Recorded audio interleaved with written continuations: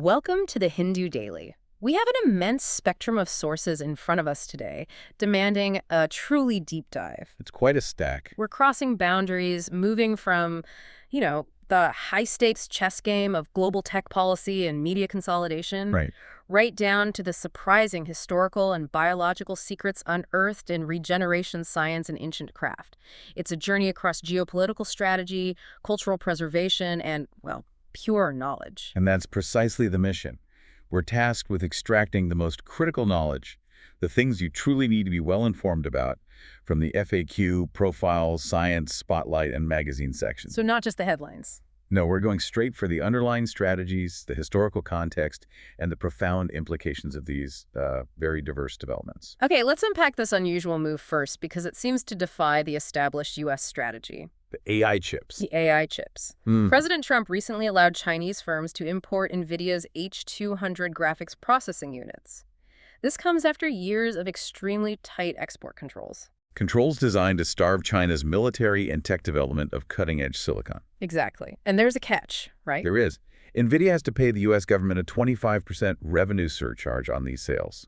So the question is, why this calculated U-turn on a high-value piece of tech? It seems contradictory. It's a very complex, multi-layered strategy that hinges on reliance, not technological parity. To understand it, we must grasp the H200's position. It is undoubtedly an advanced GPU, essential for the most resource-intensive AI tasks. Like training large language models. Specifically training those massive LLMs, the foundation of modern AI. But critically, it sits exactly one generation behind NVIDIA's absolute best offering, the Blackwell architecture. So China gets powerful chips, but not the ultimate cutting edge. Precisely. The long-standing rationale since 2018 has always been to restrict dual-use technology, preventing breakthroughs that could enhance Chinese defense capabilities and maintaining a commercial lead for American firms. Right. Selling any advanced chip seems like a direct contradiction of that goal, doesn't it?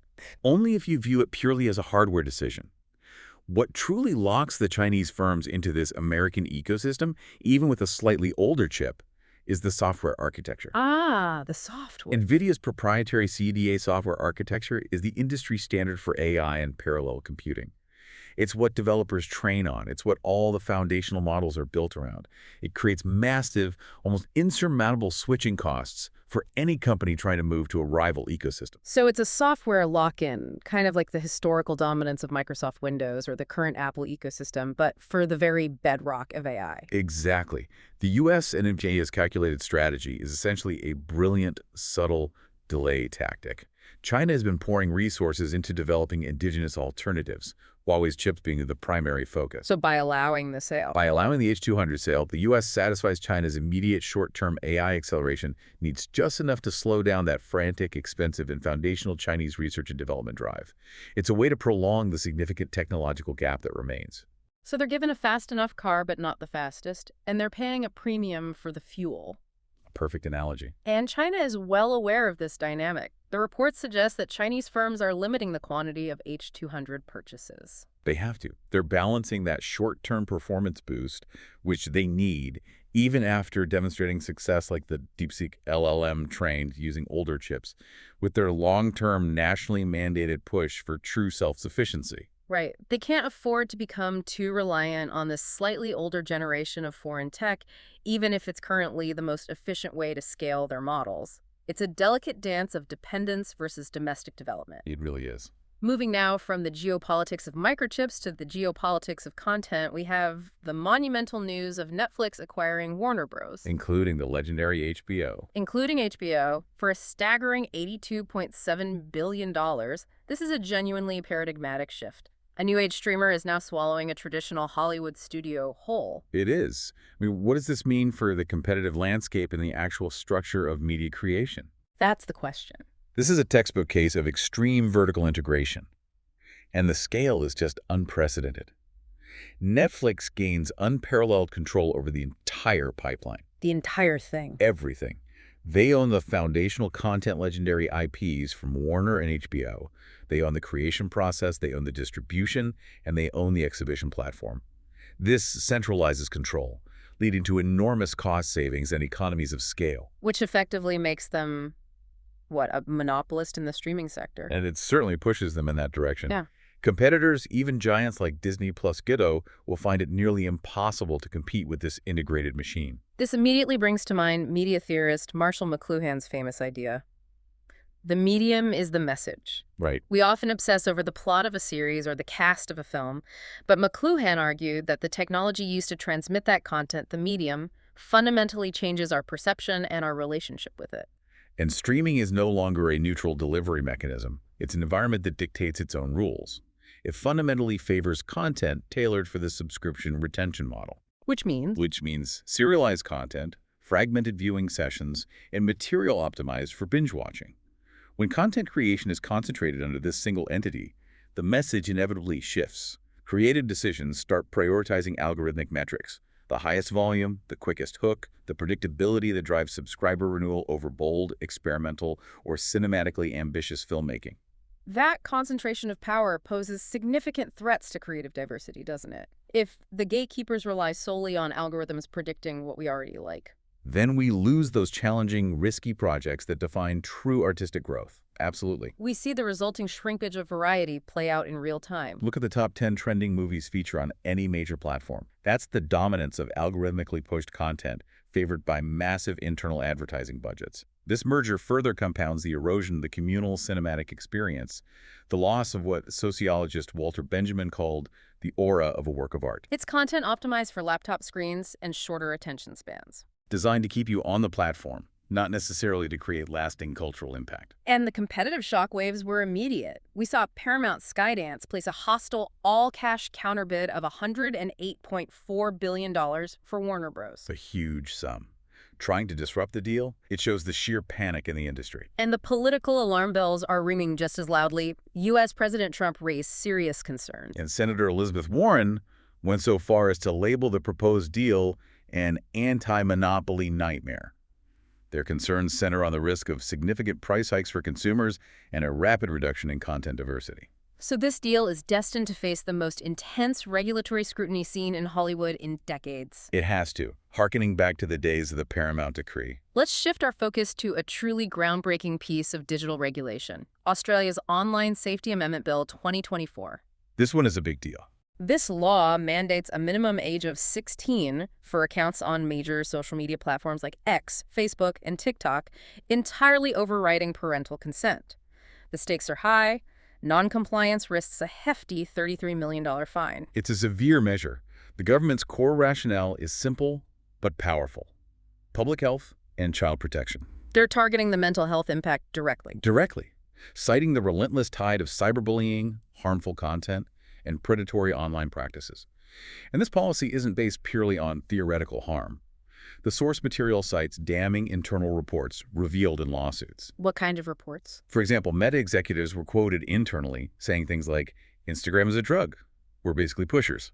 And a TikTok internal report acknowledged that minors often lack the executive mental function needed to control screen time and process complex social stressors. Wow.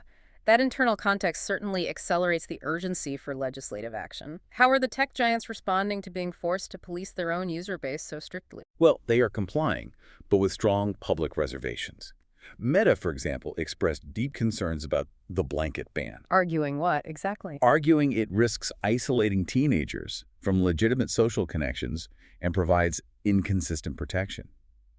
However, the necessity of avoiding that massive fine means they are issuing warnings to existing users aged 13 to 15, urging them to download their data history or delete their accounts before the cutoff date. The technical challenge of age verification must be immense, particularly for a policy that requires locking out users just under 16. How are they planning to enforce this? And this is the central paradox and the biggest drawback of the law. Verification is necessarily multi-step and invasive. Meta suggests users verify their age by submitting government IDs or by providing video selfies via third-party verification services like Yoti. Which immediately raises massive surveillance risks. Huge risks. Critics worry that the act of protecting youth mental health is necessitating the widespread collection of biometric data from children. Furthermore, an Australian age estimation report highlighted significant technical flaws, Flaws like what? like false rejection rates of up to 8.5% for legitimate 16-year-olds, meaning thousands of users are unfairly locked out. An 8.5% false rejection rate is unacceptable in a system that governs access to communication. Are there any less invasive technical alternatives being explored? Companies are constantly researching alternative age inference methods, which include analyzing online user data and interaction patterns to estimate age. But most platforms are careful not to disclose the exact technical To specifics. prevent users from finding loopholes. Right. What's clear is the powerful global ripple effect this is causing. Platforms like Roblox and Discord are now proactively introducing restrictions on specific features for younger users globally, preemptively fearing they will be the next targets of similar legislation. Australia has forced a fundamental recalculation of business models aimed at global youth demographics. It's interesting how we transition from micro-level digital governance in Australia to the macro-level redefinition of U.S. foreign policy. The 2025 National Security Strategy, NSS 2025, is being described as a radical, almost revolutionary departure from the Washington playbook. It reflects President Trump's America First politics, in a way his 2017 strategy only hinted at. So what is the most shocking difference in how this document views major global rivals, specifically Russia and China? The shift in tone and strategic placement is monumental. The 2017 NSS mentioned Russia 25 times, always framed negatively, and often clubs Russia and China together as the two primary enemies. And the new one. The NSS 2025 mentions Russia only 10 times and China 21 times, but crucially, without the immediate upfront acrimony toward either. In fact, Russia is now framed as a future partner for strategic stability within the European security structure. Wait, a future partner for Russia? That's a total inversion. And what about the framing of China? The language around China is particularly telling. The document discusses China with an almost bordering sense of admiration for its extensive global manufacturing base and its technology footprint. Admiration. Yes. The NSS 2025 explicitly blames past American strategy, specifically aggressive globalization and international treaty commitments, for enabling China's rise. The core message is, we stop playing the global policeman and start rebuilding America. So the strategy completely discards the ambition of achieving global dominance through treaties and nation building. It emphasizes non-interference unless a very specific set of core U.S. interests are directly threatened. Exactly. And how does this NSS redefine what a U.S. core interest actually is? It's a profoundly insulated and inward-looking definition. Core interests are reduced to three main pillars: keeping the homeland safe, prosperous, by which they mean insulating it from external economic threats via rapid reindustrialization, and most ideologically crucial, preserving its spiritual and cultural health. And what does that mean in terms of policy? This last point is backed by concrete policy recommendations: building harder borders, curtailing immigration, and promoting strong traditional families with the explicit goal of having healthy children. It transforms the NSS into an ideological blueprint for domestic cultural renewal. That ideological lens is then sharply turned toward Europe. The NSS 2025 is said to excoriate European politics. It is extremely critical. It puts European governments on notice that the new security compact for the continent must actively include Russia and must actively exclude China from critical infrastructure and technology deals. What are the specific issues it raises about traditional American allies in Europe? The document details European issues like transnational bodies undermining political liberty, failed migration policies causing internal strife, censorship of dissenting voices, and explicitly what it calls cratering birth rates, implying a loss of national vitality and identity. The strategy aims to encourage populist and nationalist movements across the continent. But I see a potential contradiction here.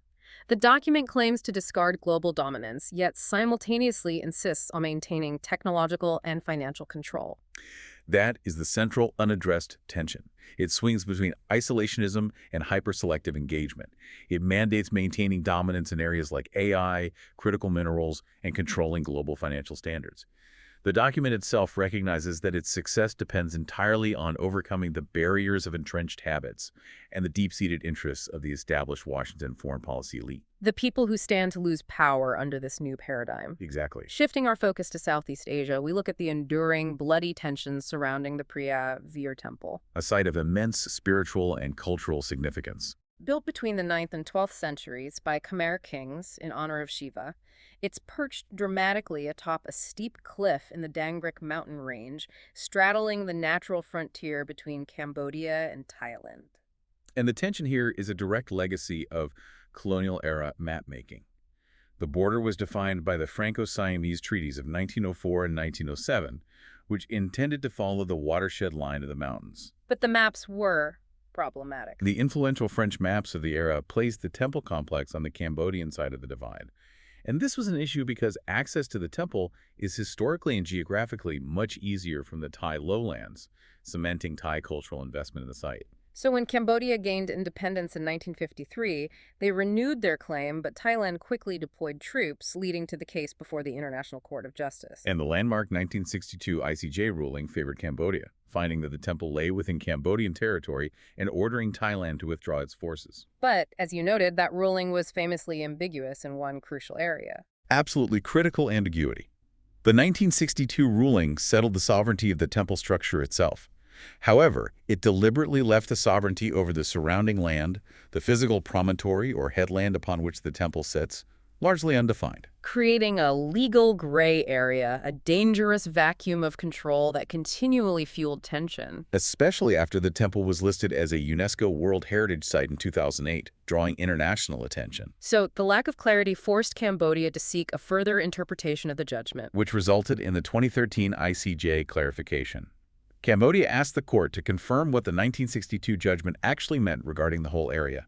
The court declared, unanimously, in 2013, that the earlier judgment granted Cambodia sovereignty over the whole territory of the promontory of Preah Vihear. And while that legally closed the loophole, the physical, cultural, and military tensions did not immediately dissipate. Not at all. And recent events underscore that this remains a hot border. We saw serious open conflict flare up in July 2025, resulting in dozens of deaths and displacing an estimated 300,000 people. It was only halted by diplomatic intervention from external parties like Malaysia and the U.S. Then, renewed fighting broke out again on December 7th, following Thailand's suspension of a tenuous ceasefire after one of their soldiers was injured by a landmine. That cycle of tension and ceasefire demonstrates that while legal rulings are necessary, they are insufficient to resolve border disputes rooted in deep emotional, historical, and cultural claims over ancient sites. President Trump claimed to have secured yet another ceasefire on December 12th, but the situation remains highly volatile. It really illustrates how colonial-era land definitions continue to undermine contemporary regional stability. Moving now to pure science, we look at an incredible convergence of disciplines. The recent discovery by ISLEEK researchers linking the famously esoteric mathematics of Srinivasa Ramanujan to the fundamental physics governing everything from turbulent fluids to the expansion of the universe. And the key bridge, the transcendental number pi. It's amazing. This is truly one of those moments where history and modernity collide in a stunning intellectual revelation. Ramanujan, working in near isolation over a century ago, discovered at least 17 astonishingly fast formulae specifically designed to calculate 1 over pi. His methods were so powerfully efficient that they formed the foundation of the Chodnovsky algorithm, which supercomputers now use to calculate pi to hundreds of trillions of digits. His intuitive genius was decades ahead of the computational technology needed to fully utilize it. And the remarkable thing is that the modern researchers didn't start by studying Ramanujan. They were working on string theory. Exactly. While trying to find new mathematical representations for existing string-theoretic calculations, they unexpectedly stumbled upon an entirely new formula. In fact, an infinite series of new formulae for pi. That's when the aha moment happened. That's when the light bulb flashed for Dr. Sinha. He realized that the mathematical structures Ramanujan used, those involving modular equations and special functions, were not just algebraic curiosities. They exactly matched the correlation functions found in conformal field theories, or CFTs. So Ramanujan's seemingly abstract mathematical intuition somehow contained the mathematical blueprint for modern physical systems. That's it. Okay, we need to clarify what CFTs are because they sound profoundly important. What exactly is a conformal field theory? CFTs are the essential mathematical language of critical phenomena. Think of them as describing systems that are precisely at the tipping point or on the edge of a fundamental phase transition. Like water boiling. A simple analogy is water. We know the clear distinction between liquid and vapor, but at the critical point, a specific temperature of 374 degrees Celsius and immense pressure, that distinction vanishes entirely, and the substance becomes a single, supercritical fluid, neither liquid nor gas. CFTs are used to explain the universal behavior at that critical juncture. whether that system is a turbulent fluid, a quantum particle system, or the early universe. Exactly. It's amazing that Ramanujan, without any knowledge of string theory or high-energy physics, provided the conceptual tools needed to describe the behavior of matter at the edge of chaos. It's really profound. It echoes profound historical patterns.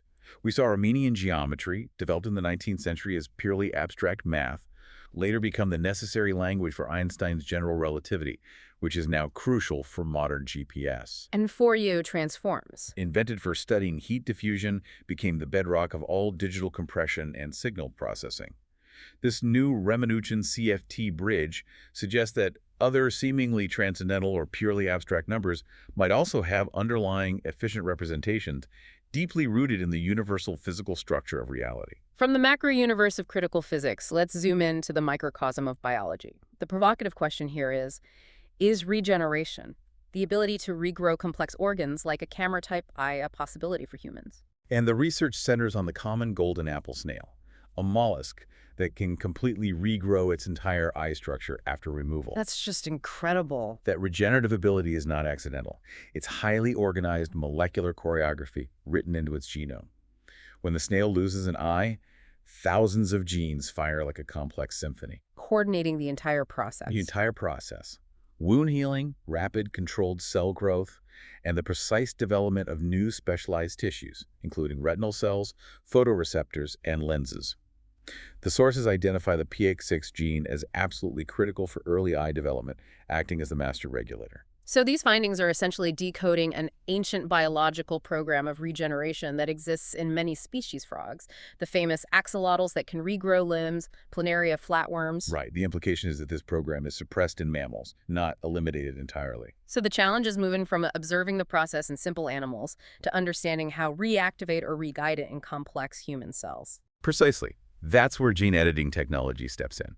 We're already seeing the merger of these two concepts. The LV Prasad Eye Institute, for instance, is using CRISPR technology to correct genetic eye diseases like Leber congenital amaurosis or LCA and Stargardt disease. With promising results in zebrafish models? Yes, and the shift to direct human clinical application is already happening, establishing a tangible path forward for regenerative medicine. How so? Well, look at the first of its kind clinical trial at Harvard.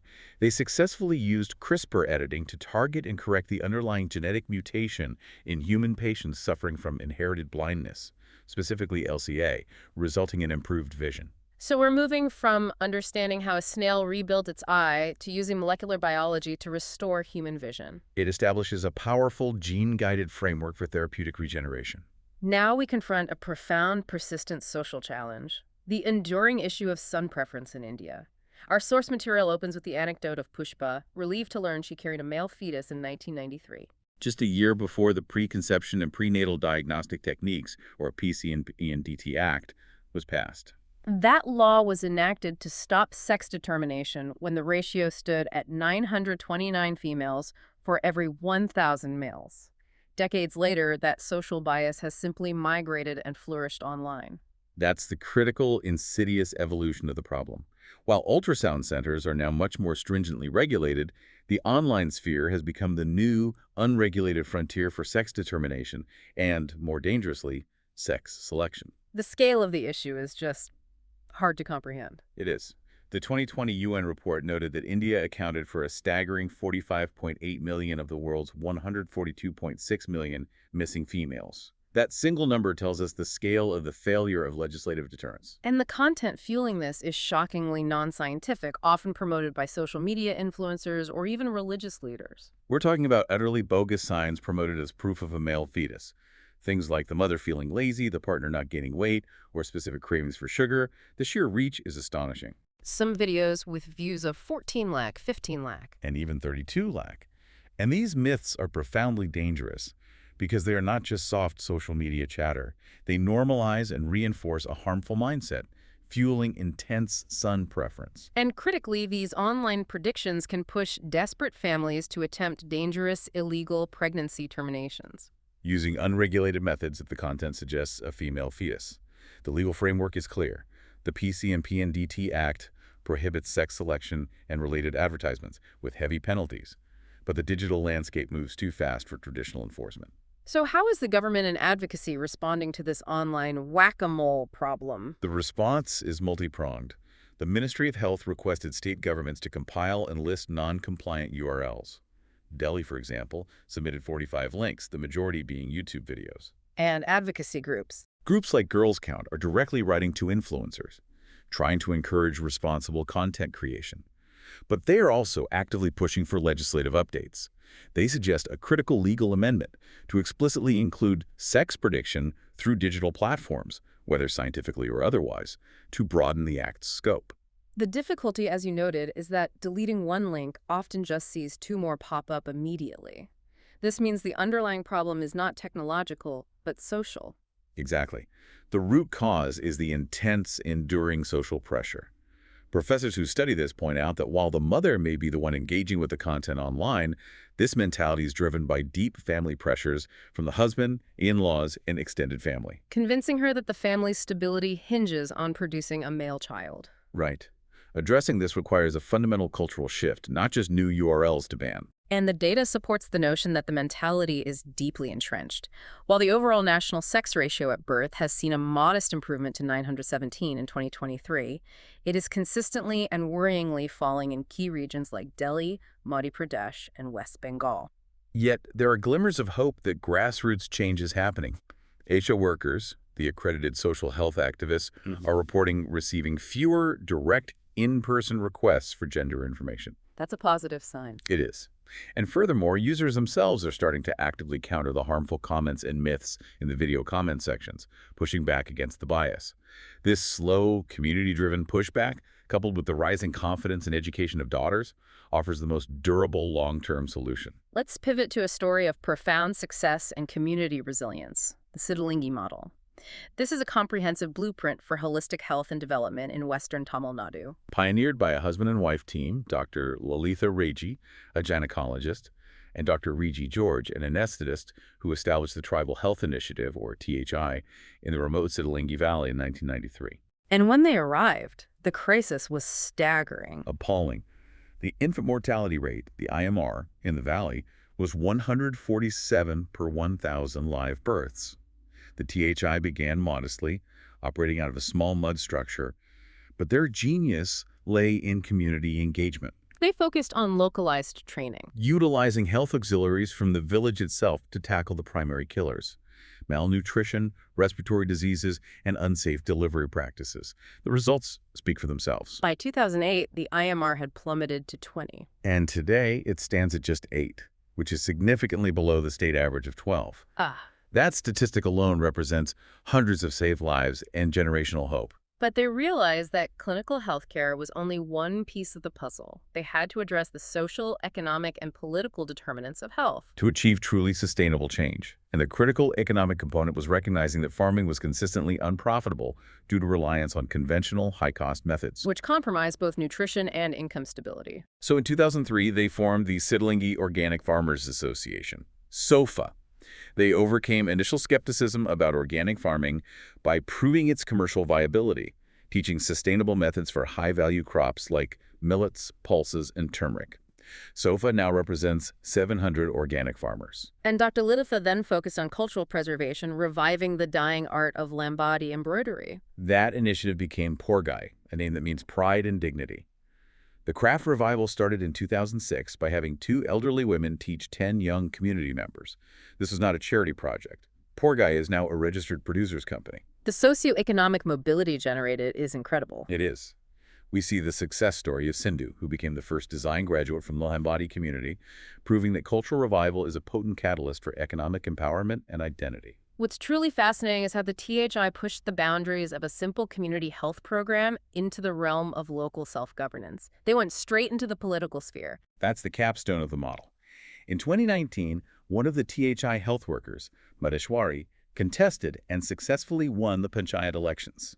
Using her deep community knowledge and the organizational skills learned through THI, she delivered essential services, electricity and water supply, to remote villages that had been neglected for decades. The success is undeniable. But is the Sittilingi model replicable everywhere, or is it unique to this particular valley? It functions as a highly economical, high-quality, alternative secondary care hospital model.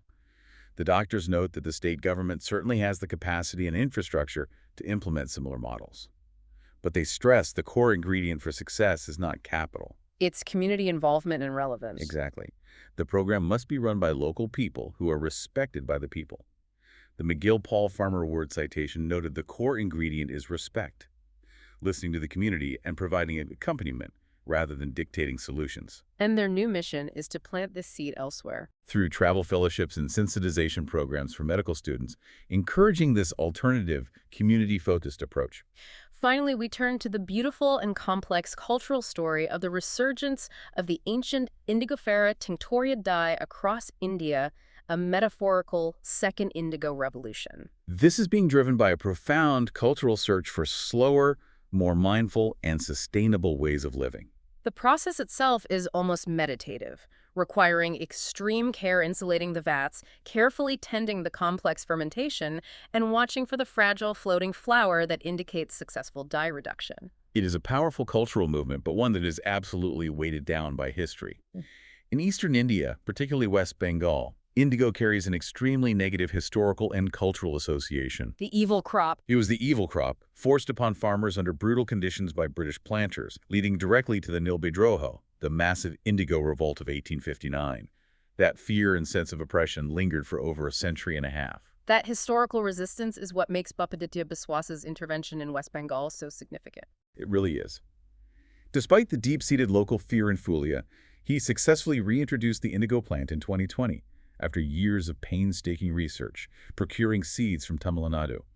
While the initial output is small, he's using this meticulously crafted Phulia indigo in his large, complex chintz art, creating a form of historical reconciliation through craft. And beyond pure textile revival, the real breakthrough is happening in innovation and application. Right, look at the brand, 11.111111. They developed a stabilized, natural indigo paste, or IP, specifically designed for painting and printing. This is a monumental technical step. Why is that so important? Because it overcomes the need for the chemical reduction agents that typically cause natural indigo prints to bleed and fade over time. Their research prioritized not just longevity of color, but also artisan safety, acknowledging that indigo is historically recognized as a medicinal plant. And the research is pushing far beyond traditional textiles into pure artistry, led by figures like Kevin Mehta, the head of the Ahmedabad Indigo Art Museum. Mehta, whose museum was founded by Sanjay Labhai of Arvind Ltd., has secured 20 patents, including radical new fusions of indigo with materials like aluminum and leather. His vision is entirely non-textile. Completely. He's using natural indigo to dye materials like Western Indian limestone for sculptures, such as his notable work, Container. He describes the process as a deliberate dialogue with the dye, noting that no synthetic chemical blue can offer the unpredictable, living range that indigo provides. His design philosophy is fundamentally rooted in longevity and permanence. Believing indigo resonates with the idea of lasting value. Yet, the complexity of expanding indigo use shows how much dialogue the material requires. We see this challenge acutely with Visalakshi Ramaswamy's MRMRM Cultural Foundation. They're struggling to adapt the dye to Chettinad palm leaf basketry, known as the khotan. And what's the problem? The problem is the material itself. The palm leaf is inherently hydrophobic. It resists water. This makes deep dye penetration incredibly difficult. While they have achieved some color success, the current process makes the leaf brittle, inhibiting its weaving capability. So it illustrates that even with sophisticated modern research, adapting an ancient natural dye to a new natural substrate requires immense, painstaking dialogue and deep material knowledge. Absolutely. To conclude this story, we have to mention the sensory dimension beyond just the color. Ale Mathan, founder of the Registry of Saris, is close to rolling out an indigo perfume. Derived specifically from the roots and stems of the plant she grows in Bengaluru. She describes the unique fragrance, what she calls the soul of indigo, as earthy, woody, amber, dense, and green. The ultimate expression of the dye's deep multisensory personality. It is. We covered an incredible amount of ground today, navigating the complexity of technological geopolitics and media consolidation in the West, exploring the fascinating mathematical bridge between Ramanujan and the physics of critical phenomena, examining groundbreaking regenerative biology, and finally, looking at the vital resurgence of ancient craft and community development in India. And if you trace the connection across all these diverse subjects, whether it's the physical complexity of a critical point in physics that defies simple linear expectation, the precise molecular choreography required for eye regeneration, or the slow, careful, multi-generational process of reviving an ancient dye like indigo. The universe seems built on processes that reward deep, nonlinear engagement and patience. So the final thought for our listeners. What ancient knowledge or forgotten biological capacity might you rediscover or reactivate by choosing a slower, more deliberate process in your own life? Thank you for listening. If you want to provide suggestions, please contact on the Twitter handle given in the episode description. As always, we are eager to hear what our listeners want to be informed about. We wish you a great day.